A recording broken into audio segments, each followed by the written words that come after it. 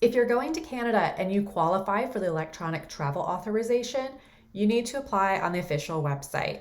So firstly, you need to make sure that you do qualify. US citizens, this doesn't apply to you. You can just show up. But Canada is a bit particular if you have a criminal record, so definitely check with the Canadian Embassy just to make sure that you can basically just show up with your passport. So firstly, have a read through this. You can see here that the fee is 7 Canadian dollars. If you do choose to use a third-party website, it's probably going to cost a lot more. So make sure you use the official website and you can save some money. You'll see the processing time. It's usually within minutes, but it can take up to several days. It's not specified if that's business days, just several days. So definitely don't leave it to the last minute. Get this done as soon as you make your plans for Canada, and you're gonna have a great time. So just read through this, make sure you understand everything. Definitely make sure that your passport number is correct because it's gonna be linked to your passport. There's also information about what you need to bring to the airport.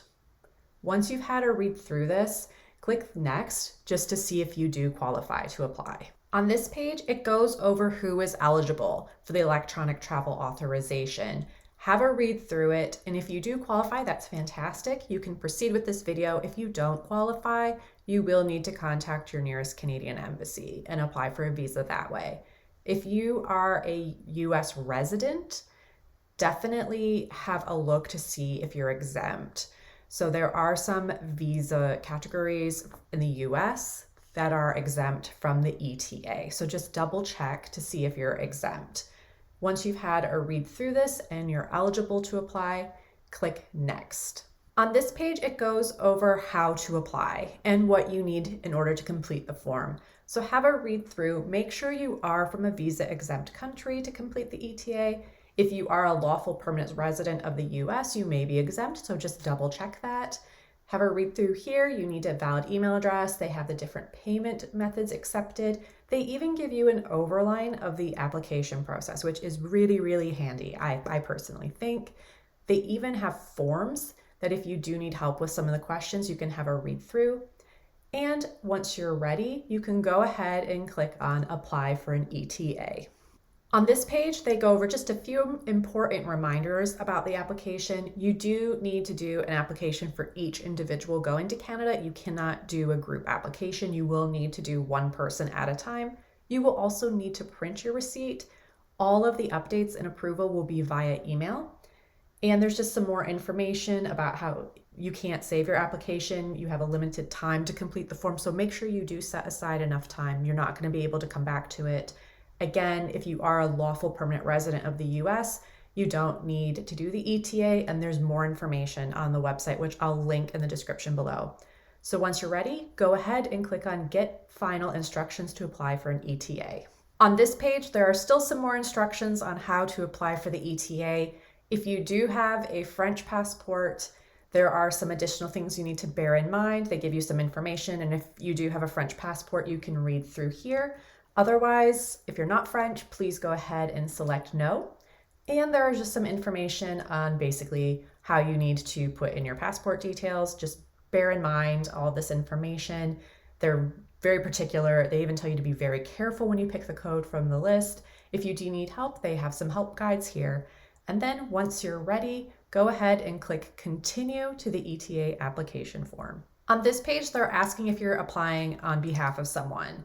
So select the appropriate answer, yes or no. If you're applying for your child, you probably would select yes unless they're doing it themselves.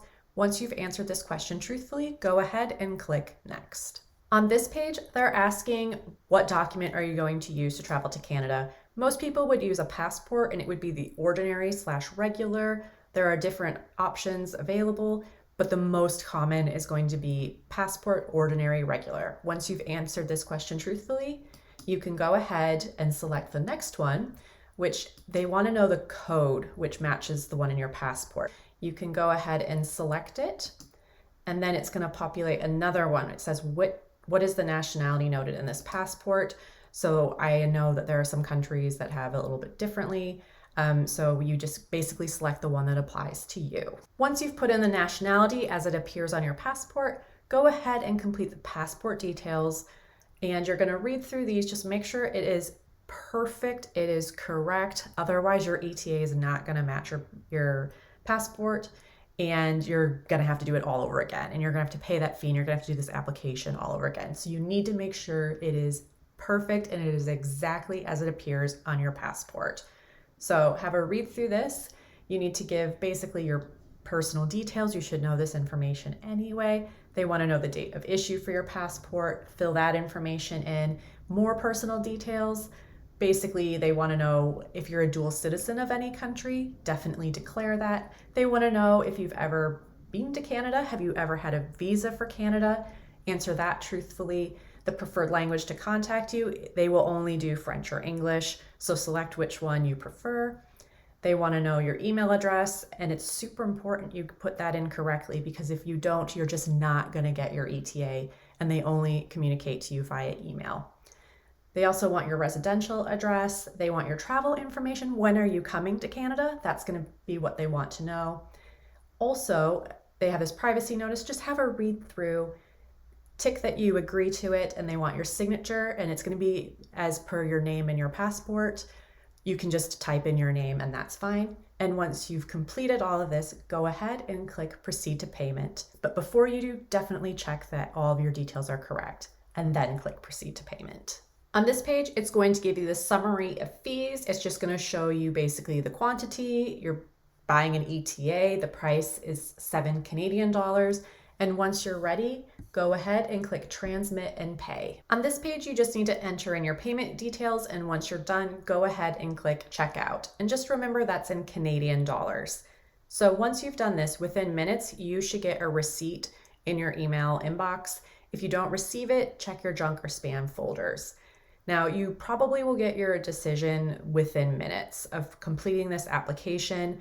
For the purposes of this demonstration, I'm not going to make an application. I actually don't qualify. But I have helped friends with it, and they have received their approval within minutes.